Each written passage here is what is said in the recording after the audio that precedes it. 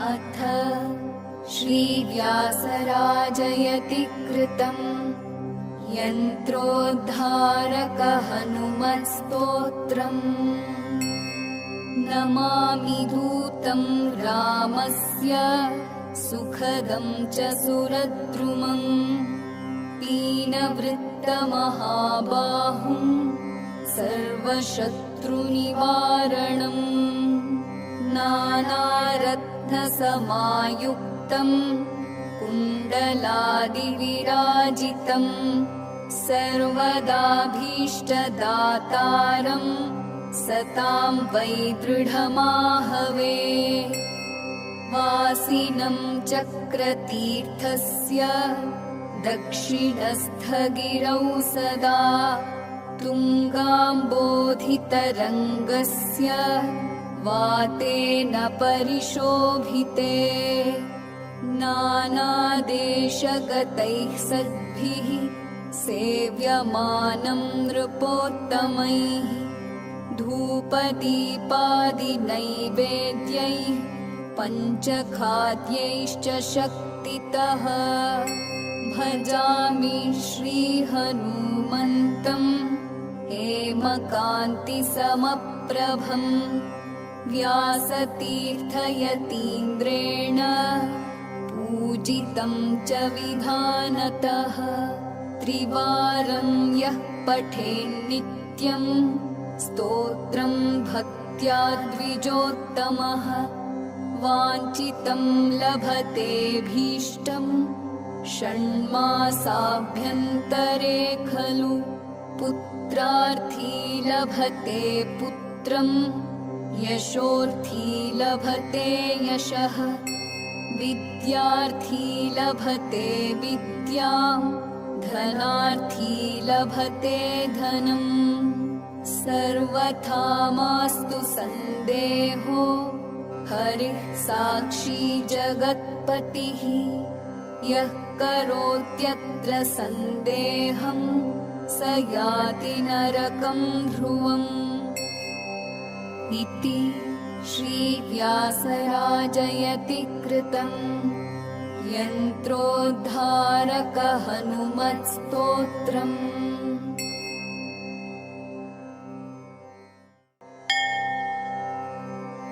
अथ श्रीव्यासराजयति कृतम् यन्त्रोद्धारकहनुमत्स्तोत्रम्। नमामि दूतं रामस्य सुखदं च सुरद्रुमम्। पीनवृत्तमहाबाहुं सर्वशत्रुनिवारणम्। नानारत्नसमायुक्तं कुण्डलादिविराजितं। सर्वदाभीष्टदातारं सतां वै दृढमाहवे। वासिनं चक्रतीर्थस्य दक्षिणस्थगिरौ सदा। तुङ्गाम्बोधितरङ्गस्य वातेन परिशोभिते। नानादेशगतैः सद्भिः सेव्यमानं नृपोत्तमैः। धूपदीपादिनैवेद्यैः पञ्चखाद्यैश्च शक्तितः। भजामि श्रीहनुमन्तं हेमकान्तिसमप्रभम्। व्यासतीर्थयतीन्द्रेण पूजितं च विधानतः। त्रिवारं यः पठेन्नित्यं स्तोत्रं भक्त्या द्विजोत्तमः। वाञ्छितं लभतेऽभीष्टं षण्मासाभ्यन्तरे खलु। पुत्रार्थी लभते पुत्रं यशोर्थी लभते यशः। विद्यार्थी लभते विद्यां धनार्थी लभते धनम्। सर्वथा मास्तु सन्देहो हरिः साक्षी जगत्पतिः यः करोत्यत्र सन्देहं स याति नरकं ध्रुवम् इति श्रीव्यासराजयति कृतम् यन्त्रोद्धारकहनुमत्स्तोत्रम्।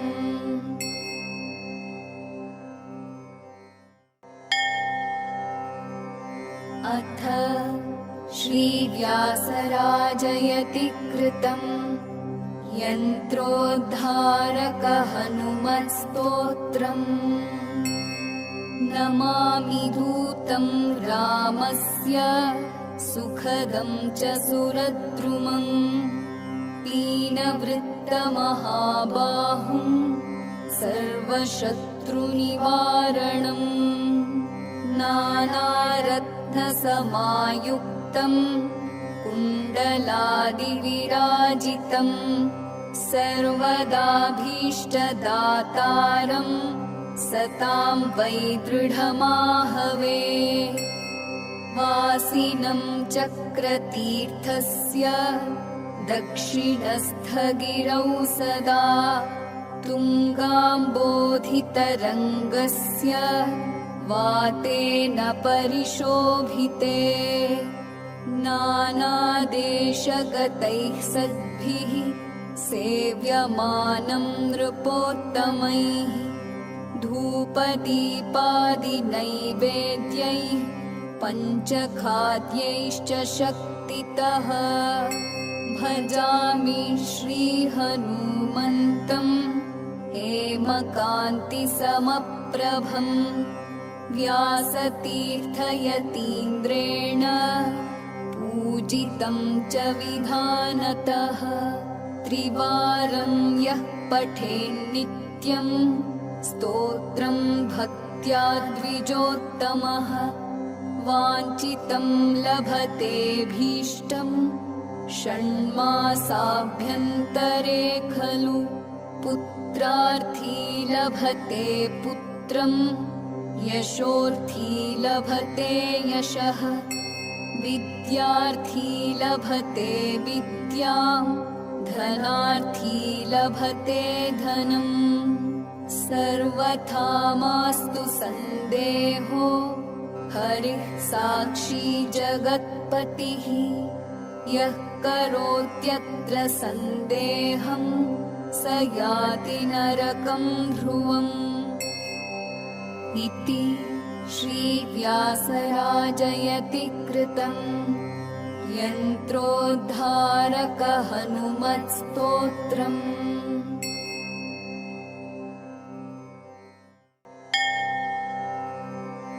अथ श्रीव्यासराजयति कृतम् यन्त्रोद्धारकहनुमत्स्तोत्रम्। नमामि दूतं रामस्य सुखदं च सुरद्रुमम् पीनवृत्तमहाबाहुं सर्वशत्रुनिवारणम् नानारत्नसमायुक्तं कुण्डलादिविराजितं सर्वदाभीष्टदातारं सतां वै दृढमाहवे वासिनं चक्रतीर्थस्य दक्षिणस्थगिरौ सदा तुङ्गाम्बोधितरङ्गस्य वातेन परिशोभिते नानादेशगतैः सद्भिः सेव्यमानं नृपोत्तमैः धूपदीपादिनैवेद्यैः पञ्चखाद्यैश्च शक्तितः भजामि श्रीहनुमन्तम् हेमकान्तिसमप्रभम् व्यासतीर्थयतीन्द्रेण पूजितं च विधानतः त्रिवारं यः पठेन्नित्यम् स्तोत्रं भक्त्या द्विजोत्तमः वाञ्छितं लभतेऽभीष्टं षण्मासाभ्यन्तरे खलु पुत्रार्थी लभते पुत्रं यशोर्थी लभते यशः विद्यार्थी लभते विद्यां धनार्थी लभते धनम् सर्वथा मास्तु सन्देहो हरिः साक्षी जगत्पतिः यः करोत्यत्र सन्देहं स याति नरकं ध्रुवम् इति श्रीव्यासराजयति कृतं यन्त्रोद्धारक हनुमत्स्तोत्रम्।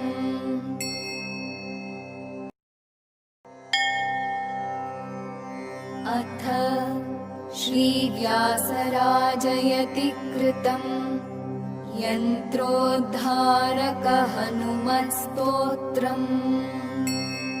नमामि दूतं रामस्य सुखदं च सुरद्रुमं पीनवृत्तमहाबाहुं सर्वशत्रुनिवारणम् नानारत्नसमायुक्तं कुण्डलादिविराजितं सर्वदाभीष्टदातारं सतां वै दृढमाहवे वासिनं चक्रतीर्थस्य दक्षिणस्थगिरौ सदा तुङ्गाम्बोधितरङ्गस्य वातेन परिशोभिते नानादेशगतैः सद्भिः सेव्यमानं नृपोत्तमैः धूपदीपादिनैवेद्यैः पञ्चखाद्यैश्च शक्तितः भजामि श्रीहनुमन्तं हेमकान्तिसमप्रभं व्यासतीर्थयतीन्द्रेण पूजितं च विधानतः त्रिवारं यः पठेन्नित्यं स्तोत्रं भक्त्या द्विजोत्तमः वाञ्छितं लभतेऽभीष्टं षण्मासाभ्यन्तरे खलु पुत्रार्थी लभते पुत्रं यशोर्थी लभते यशः विद्यार्थी लभते विद्यां धनार्थी लभते धनम् सर्वथा मास्तु सन्देहो हरिः साक्षी जगत्पतिः यः करोत्यत्र सन्देहं स याति नरकं ध्रुवम् इति श्रीव्यासराजयति कृतं यन्त्रोद्धारक हनुमत्स्तोत्रम्।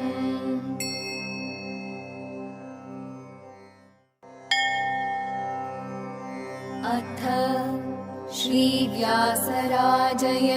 कृतं यन्त्रोद्धारक हनुमत्स्तोत्रम्।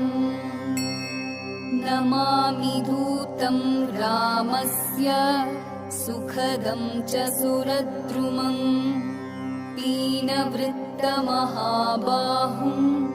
सर्वशत्रुनिवारणम् नानारत्नसमायुक्तं कुण्डलादिविराजितं सर्वदाभीष्टदातारं सतां वै दृढमाहवे वासिनं चक्रतीर्थस्य दक्षिणस्थगिरौ सदा तुङ्गाम्बोधितरङ्गस्य वातेन परिशोभिते नानादेशगतैः सद्भिः सेव्यमानं नृपोत्तमैः धूपदीपादिनैवेद्यैः पञ्चखाद्यैश्च शक्तितः भजामि श्रीहनुमन्तम् हेमकान्तिसमप्रभम् व्यासतीर्थयतीन्द्रेण पूजितं च विधानतः त्रिवारं यः पठेन्नित्यं स्तोत्रं भक्त्या द्विजोत्तमः वाञ्छितं लभतेऽभीष्टं षण्मासाभ्यन्तरे खलु पुत्रार्थी लभते पुत्रं यशोर्थी लभते यशः विद्यार्थी लभते विद्यां धनार्थी लभते धनम् सर्वथा मास्तु सन्देहो हरिः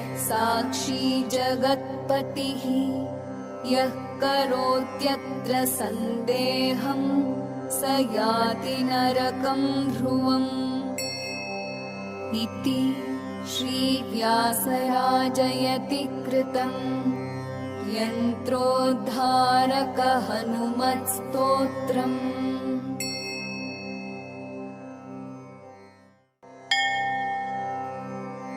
अथ श्रीव्यासराजयति कृतं यन्त्रोद्धारकहनुमत्स्तोत्रम्।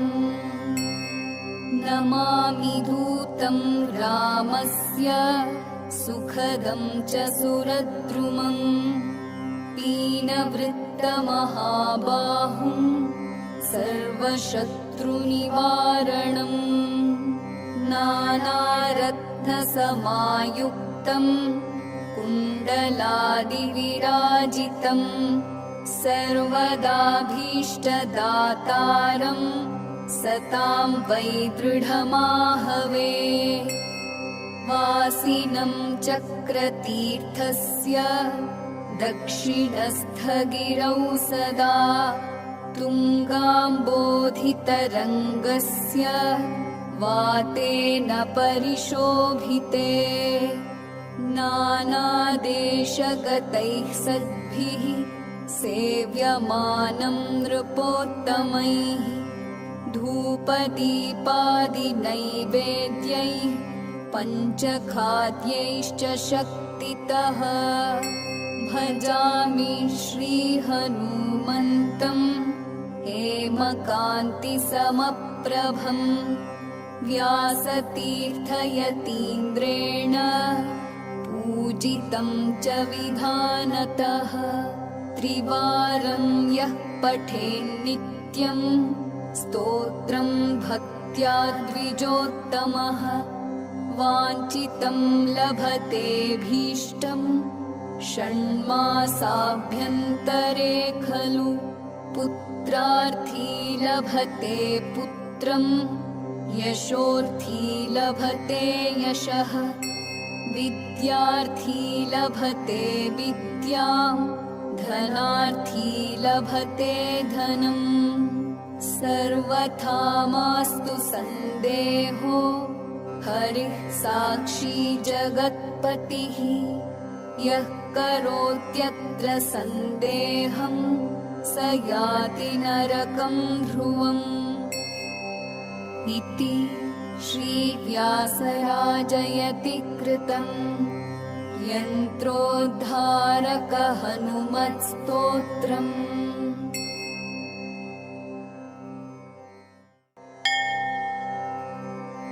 अथ श्रीव्यासराजयति कृतं यन्त्रोद्धारकहनुमत्स्तोत्रम्। नमामि दूतं रामस्य सुखदं च सुरद्रुमं पीनवृत्तमहाबाहुं सर्वशत्रुनिवारणम् नानारत्नसमायुक्तं कुण्डलादिविराजितं सर्वदाभीष्टदातारं सतां वै दृढमाहवे वासिनं चक्रतीर्थस्य दक्षिणस्थगिरौ सदा तुङ्गाम्बोधितरङ्गस्य वातेन परिशोभिते नानादेशगतैः सद्भिः सेव्यमानं नृपोत्तमैः धूपदीपादिनैवेद्यैः पञ्चखाद्यैश्च शक्तितः भजामि श्रीहनुमन्तम् हेमकान्तिसमप्रभम् व्यासतीर्थयतीन्द्रेण पूजितं च विधानतः त्रिवारं यः पठेन्नित्यं स्तोत्रं भक्त्या द्विजोत्तमः वाञ्छितं लभतेऽभीष्टं षण्मासाभ्यन्तरे खलु पुत्रार्थी लभते पुत्रं यशोर्थी लभते यशः विद्यार्थी लभते विद्यां धनार्थी लभते धनम् सर्वथा मास्तु सन्देहो हरिः साक्षी जगत्पतिः यः करोत्यत्र सन्देहं स याति नरकं ध्रुवम् इति श्रीव्यासराजयति कृतम् यन्त्रोद्धारक हनुमत्स्तोत्रम्।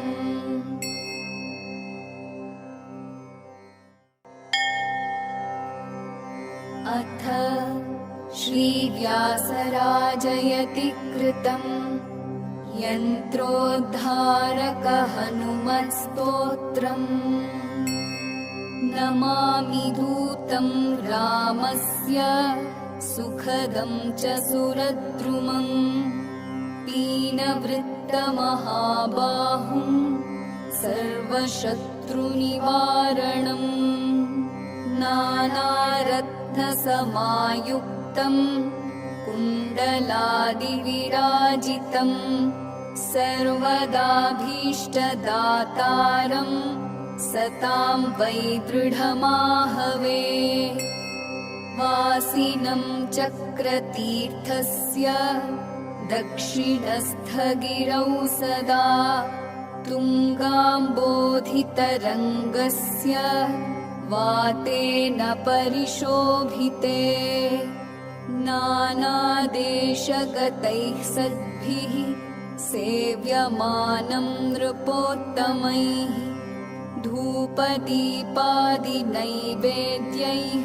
पञ्चखाद्यैश्च शक्तितः भजामि श्रीहनुमन्तम् हेमकान्तिसमप्रभम् व्यासतीर्थयतीन्द्रेण पूजितं च विधानतः त्रिवारं यः पठेन्नित्यं स्तोत्रं भक्त्या द्विजोत्तमः वाञ्छितं लभतेऽभीष्टं षण्मासाभ्यन्तरे खलु पुत्रार्थी लभते पुत्रं यशोर्थी लभते यशः विद्यार्थी लभते विद्यां धनार्थी लभते धनम् सर्वथा मास्तु सन्देहो हरिः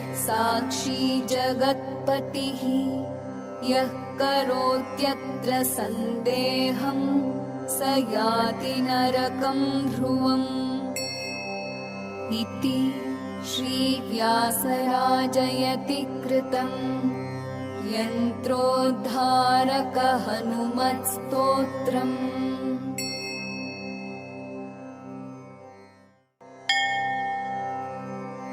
अथ श्रीव्यासराजयति कृतम् यन्त्रोद्धारक हनुमत्स्तोत्रम्। नमामि दूतं रामस्य सुखदं च सुरद्रुमं पीनवृत्तमहाबाहुं सर्वशत्रुनिवारणम् सर्वशत्रुनिवारणम् नानारत्नसमायुक्तम् कुण्डलादिविराजितम् सर्वदाभीष्टदातारम् सतां वै दृढमाहवे वासिनं चक्रतीर्थस्य दक्षिणस्थगिरौ सदा तुङ्गाम्बोधितरङ्गस्य वातेन परिशोभिते नानादेशगतैः सद्भिः सेव्यमानं नृपोत्तमैः धूपदीपादिनैवेद्यैः पञ्चखाद्यैश्च शक्तितः भजामि श्रीहनुमन्तं हेमकान्तिसमप्रभम् व्यासतीर्थयतीन्द्रेण पूजितं च विधानतः त्रिवारं यः पठेन्नित्यं स्तोत्रं भक्त्या द्विजोत्तमः वाञ्छितं लभतेऽभीष्टं षण्मासाभ्यन्तरे खलु पुत्रार्थी लभते पुत्रं यशोर्थी लभते यशः विद्यार्थी लभते विद्यां धनार्थी लभते धनम् सर्वथा मास्तु सन्देहो हरिः साक्षी जगत्पतिः यः करोत्यत्र सन्देहं स याति नरकं ध्रुवम् इति श्रीव्यासराजयति कृतं यन्त्रोद्धारकहनुमत्स्तोत्रम्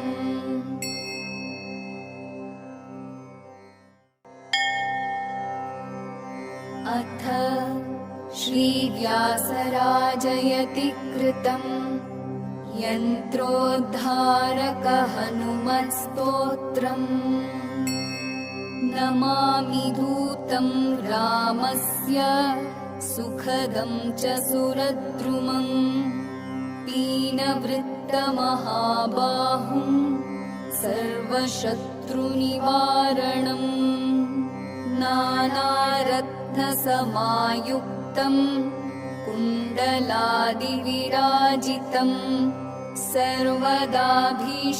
सर्वदाभीष्टदातारम् सतां वै दृढमाहवे वासिनं चक्रतीर्थस्य दक्षिणस्थगिरौ सदा तुङ्गाम्बोधितरङ्गस्य वातेन परिशोभिते नानादेशगतैः सद्भिः सेव्यमानं नृपोत्तमैः धूपदीपादिनैवेद्यैः पञ्चखाद्यैश्च शक्तितः भजामि श्रीहनुमन्तं हेमकान्तिसमप्रभम् व्यासतीर्थयतीन्द्रेण पूजितं च विधानतः त्रिवारं यः पठेन्नित्यं स्तोत्रं भक्त्या द्विजोत्तमः वाञ्छितं लभतेऽभीष्टं षण्मासाभ्यन्तरे खलु पुत्रार्थी लभते पुत्रं यशोर्थी लभते यशः विद्यार्थी लभते विद्यां धनार्थी लभते धनम् सर्वथा मास्तु सन्देहो हरिः साक्षी जगत्पतिः यः करोत्यत्र सन्देहं स याति नरकं ध्रुवम् इति श्रीव्यासराजयति कृतं यन्त्रोद्धारकहनुमत्स्तोत्रम्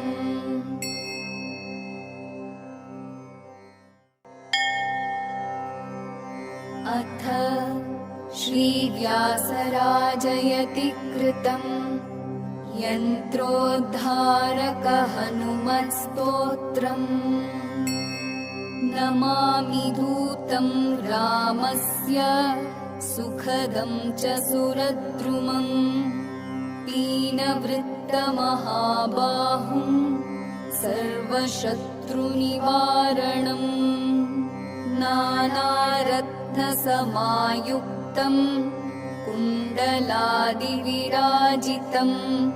सर्वदाभीष्टदातारं सतां वै दृढमाहवे वासिनं चक्रतीर्थस्य दक्षिणस्थगिरौ सदा तुङ्गाम्बोधितरङ्गस्य वातेन परिशोभिते नानादेशगतैः सद्भिः सेव्यमानं नृपोत्तमैः धूपदीपादिनैवेद्यैः पञ्चखाद्यैश्च शक्तितः भजामि श्रीहनुमन्तं हेमकान्तिसमप्रभम् व्यासतीर्थयतीन्द्रेण पूजितं च विधानतः त्रिवारं यः पठेन्नित्यं स्तोत्रं भक्त्या द्विजोत्तमः वाञ्छितं लभतेऽभीष्टं षण्मासाभ्यन्तरे खलु पुत्रार्थी लभते पुत्रं यशोर्थी लभते यशः विद्यार्थी लभते विद्यां धनार्थी लभते धनम् सर्वथा मास्तु सन्देहो हरिः साक्षी जगत्पतिः यः करोत्यत्र सन्देहं स याति नरकं ध्रुवम् इति श्रीव्यासराजयति कृतं यन्त्रोद्धारक हनुमत्स्तोत्रम्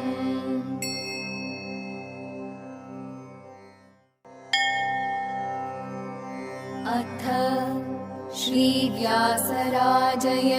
कृतं यन्त्रोद्धारक हनुमत्स्तोत्रम् नमामि दूतं रामस्य सुखदं च सुरद्रुमं पीनवृत्तमहाबाहुं सर्वशत्रुनिवारणम् नानारत्नसमायुक्तं कुण्डलादिविराजितं सर्वदाभीष्टदातारं सतां वै दृढमाहवे वासिनं चक्रतीर्थस्य दक्षिणस्थगिरौ सदा तुङ्गाम्बोधितरङ्गस्य वातेन परिशोभिते नानादेशगतैः सद्भिः सेव्यमानं नृपोत्तमैः धूपदीपादिनैवेद्यैः पञ्चखाद्यैश्च शक्तितः भजामि श्रीहनुमन्तं हेमकान्तिसमप्रभम् व्यासतीर्थयतीन्द्रेण पूजितं च विधानतः त्रिवारं यः पठेन्नित्यं स्तोत्रं भक्त्या द्विजोत्तमः वाञ्छितं लभतेऽभीष्टं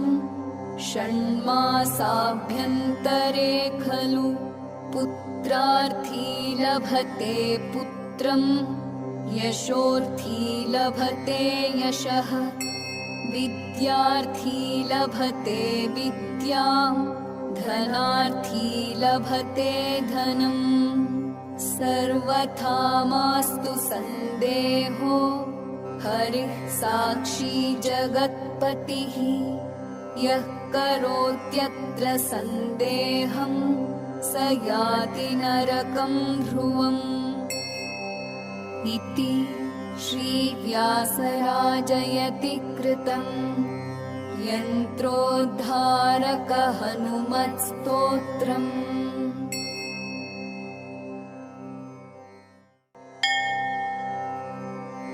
अथ श्रीव्यासराजयति कृतम् यन्त्रोद्धारक हनुमत्स्तोत्रम्। नमामि दूतं रामस्य सुखदं च सुरद्रुमं पीनवृत्तमहाबाहुं सर्वशत्रुनिवारणम् नानारत्नसमायुक्तं कुण्डलादिविराजितं सर्वदाभीष्टदातारं सतां वै दृढमाहवे।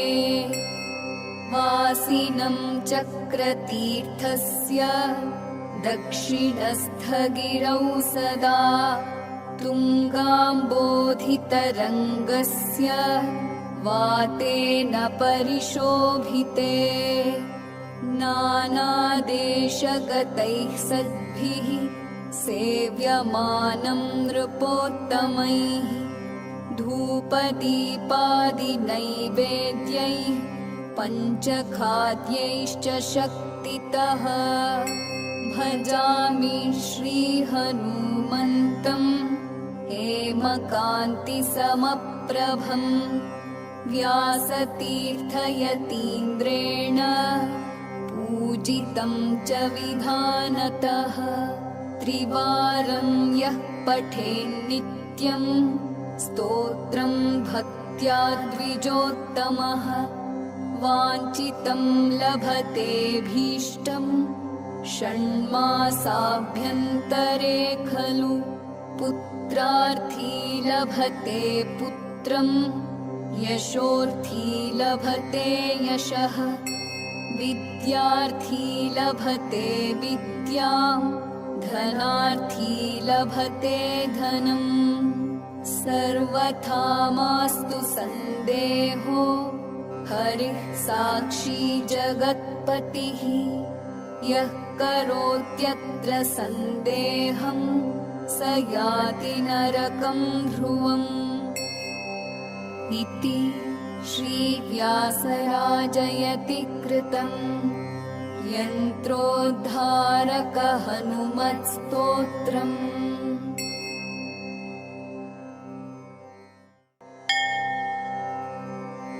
अथ श्रीव्यासराजयति कृतम् यन्त्रोद्धारक हनुमत्स्तोत्रम्।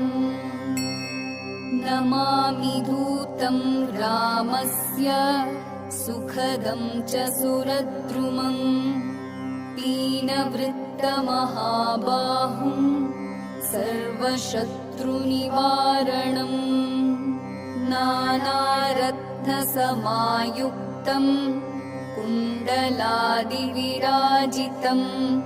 सर्वदाभीष्टदातारं सतां वै दृढमाहवे। वासिनं चक्रतीर्थस्य दक्षिणस्थगिरौ सदा तुङ्गाम्बोधितरङ्गस्य वातेन परिशोभिते नानादेशगतैः सद्भिः सेव्यमानं नृपोत्तमैः धूपदीपादिनैवेद्यैः पञ्चखाद्यैश्च शक्तितः भजामि श्रीहनुमन्तं हेमकान्तिसमप्रभं व्यासतीर्थयतीन्द्रेण पूजितं च विधानतः त्रिवारं यः पठेन्नित्यं स्तोत्रं भक्त्या द्विजोत्तमः वाञ्छितं लभतेऽभीष्टं षण्मासाभ्यन्तरे खलु पुत्रार्थी लभते पुत्रं यशोर्थी लभते यशः विद्यार्थी लभते विद्यां धनार्थी लभते धनम् सर्वथा मास्तु सन्देहो हरिः साक्षी जगत्पतिः यः करोत्यत्र सन्देहं स याति नरकं ध्रुवम् इति श्रीव्यासराजयति कृतं यन्त्रोद्धारकहनुमत्स्तोत्रम्।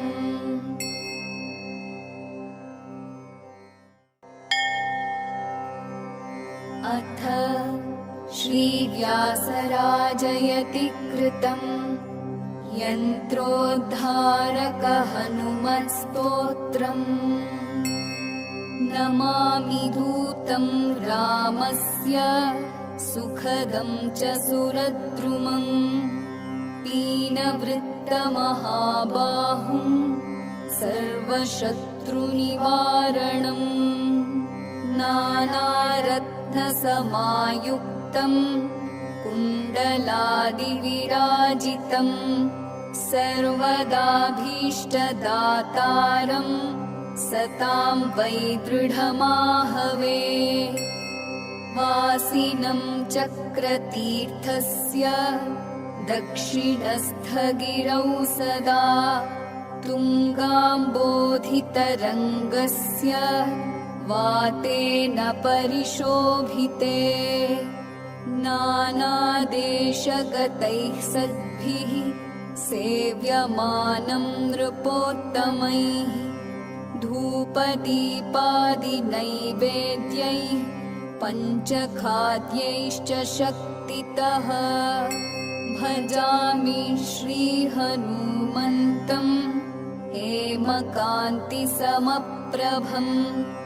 व्यासतीर्थयतीन्द्रेण पूजितं च विधानतः त्रिवारं यः पठेन्नित्यं स्तोत्रं भक्त्या द्विजोत्तमः वाञ्छितं लभतेऽभीष्टं षण्मासाभ्यन्तरे खलु पुत्रार्थी लभते पुत्रं यशोर्थी लभते यशः विद्यार्थी लभते विद्यां धनार्थी लभते धनम् सर्वथा मास्तु सन्देहो हरिः साक्षी जगत्पतिः यः करोत्यत्र सन्देहं स याति नरकं ध्रुवम् इति श्रीव्यासराजयति कृतं यन्त्रोद्धारकहनुमत्स्तोत्रम्।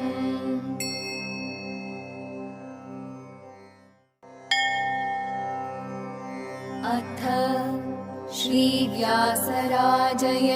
कृतं यन्त्रोद्धारकहनुमत्स्तोत्रम्।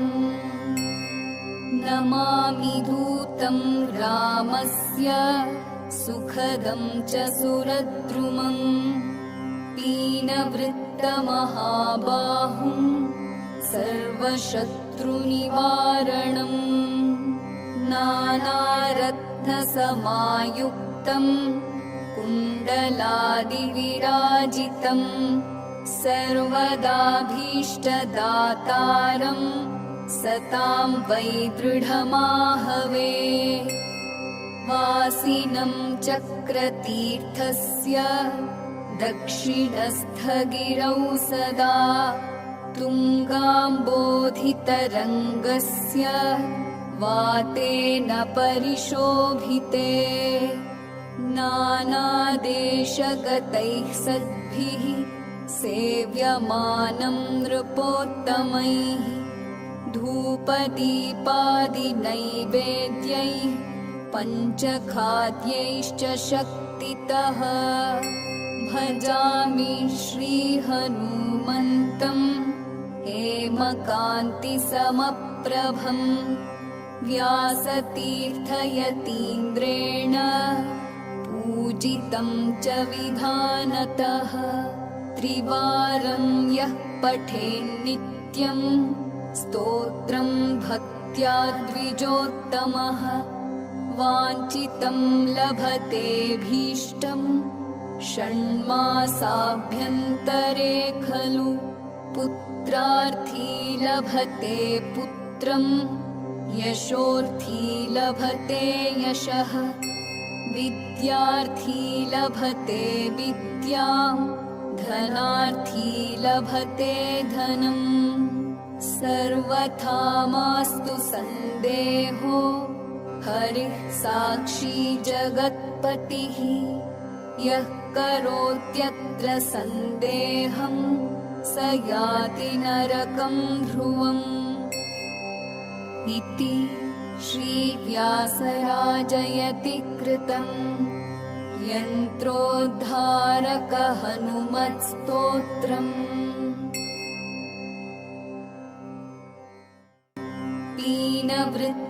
पीनवृत्तमहाबाहुं सर्वशत्रुनिवारणम् नानारत्नसमायुक्तं कुण्डलादिविराजितं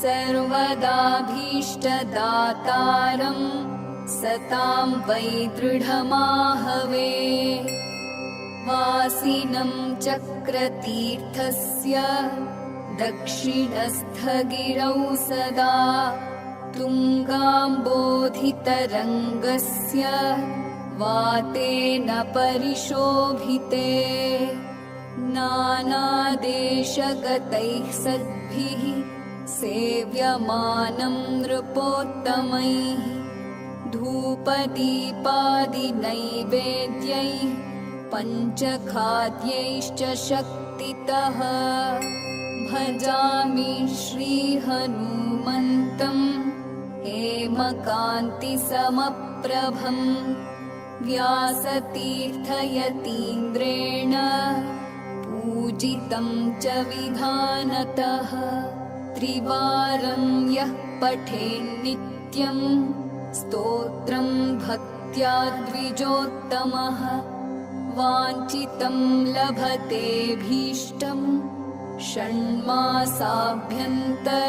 खलु पुत्रार्थी लभते पुत्रं यशोर्थी लभते यशः विद्यार्थी लभते विद्यां धनार्थी लभते धनम् सर्वथा मास्तु सन्देहो हरिः साक्षी जगत्पतिः यः करोत्यत्र सन्देहं स याति नरकं ध्रुवम् इति श्रीव्यासराजयति कृतम् यन्त्रोद्धारक हनुमत्स्तोत्रम्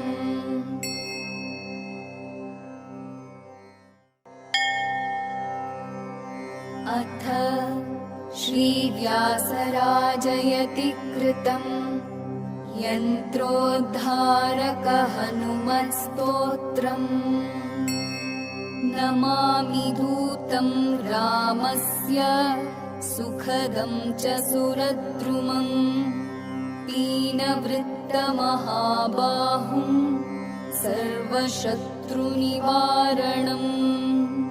नानारत्नसमायुक्तं कुण्डलादिविराजितं सर्वदाभीष्टदातारं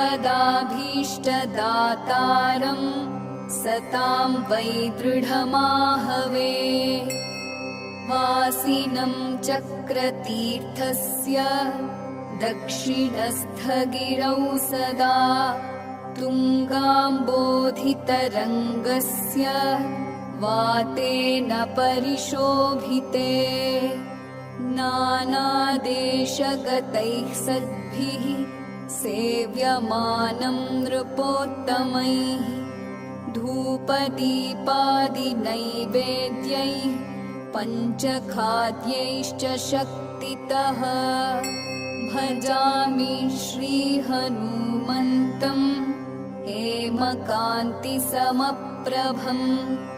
व्यासतीर्थयतीन्द्रेण पूजितं च विधानतः त्रिवारं यः पठेन्नित्यं स्तोत्रं भक्त्या द्विजोत्तमः वाञ्छितं लभतेऽभीष्टं षण्मासाभ्यन्तरे खलु पुत्रार्थी लभते पुत्रं यशोर्थी लभते यशः विद्यार्थी लभते विद्यां धनार्थी लभते धनम् सर्वथा मास्तु सन्देहो हरिः साक्षी जगत्पतिः यः करोत्यत्र सन्देहं स याति नरकं ध्रुवम् इति श्रीव्यासराजयति कृतं यन्त्रोद्धारक हनुमत्स्तोत्रम्।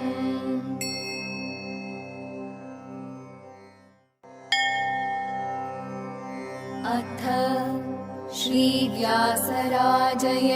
कृतं यन्त्रोद्धारक हनुमत्स्तोत्रम्।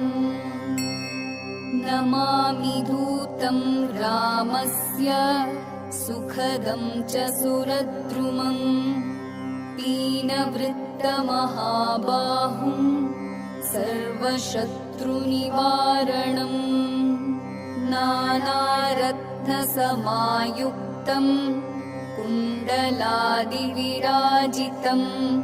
सर्वदाभीष्टदातारं सतां वै दृढमाहवे वासिनं चक्रतीर्थस्य दक्षिणस्थगिरौ सदा तुङ्गाम्बोधितरङ्गस्य वातेन परिशोभिते नानादेशगतैः सद्भिः सेव्यमानं नृपोत्तमैः धूपदीपादिनैवेद्यैः पञ्चखाद्यैश्च शक्तितः भजामि श्रीहनुमन्तं हेमकान्तिसमप्रभं व्यासतीर्थयतीन्द्रेण पूजितं च विधानतः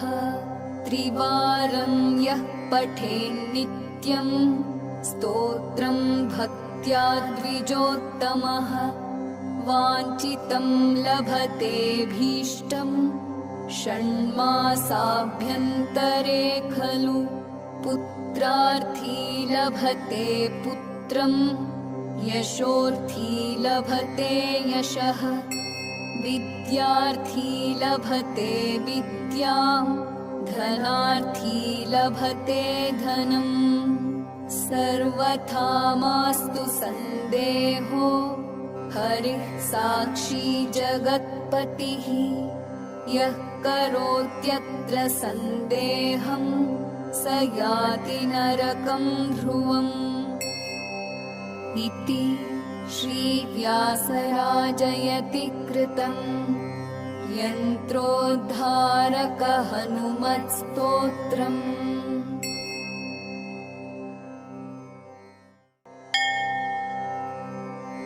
अथ श्रीव्यासराजयति कृतं यन्त्रोद्धारक हनुमत्स्तोत्रम्। नमामि दूतं रामस्य सुखदं च सुरद्रुमं पीनवृत्तमहाबाहुं सर्वशत्रुनिवारणम् नानारत्नसमायुक्तं कुण्डलादिविराजितं सर्वदाभीष्टदातारं सतां वै दृढमाहवे वासिनं चक्रतीर्थस्य दक्षिणस्थगिरौ सदा तुङ्गाम्बोधितरङ्गस्य वातेन परिशोभिते नानादेशगतैः सद्भिः सेव्यमानं नृपोत्तमैः धूपदीपादिनैवेद्यैः पञ्चखाद्यैश्च शक्तितः भजामि श्रीहनुमन्तं हेमकान्तिसमप्रभम् व्यासतीर्थयतीन्द्रेण पूजितं च विधानतः त्रिवारं यः पठेन्नित्यं स्तोत्रं भक्त्या द्विजोत्तमः वाञ्छितं लभतेऽभीष्टं षण्मासाभ्यन्तरे खलु पुत्रार्थी लभते पुत्रं यशोर्थी लभते यशः विद्यार्थी लभते विद्यां धनार्थी लभते धनम् सर्वथा मास्तु सन्देहो हरिः साक्षी जगत्पतिः यः करोत्यत्र सन्देहं स याति नरकं ध्रुवम् इति श्रीव्यासराजयति कृतं यन्त्रोद्धारक हनुमत्स्तोत्रम्।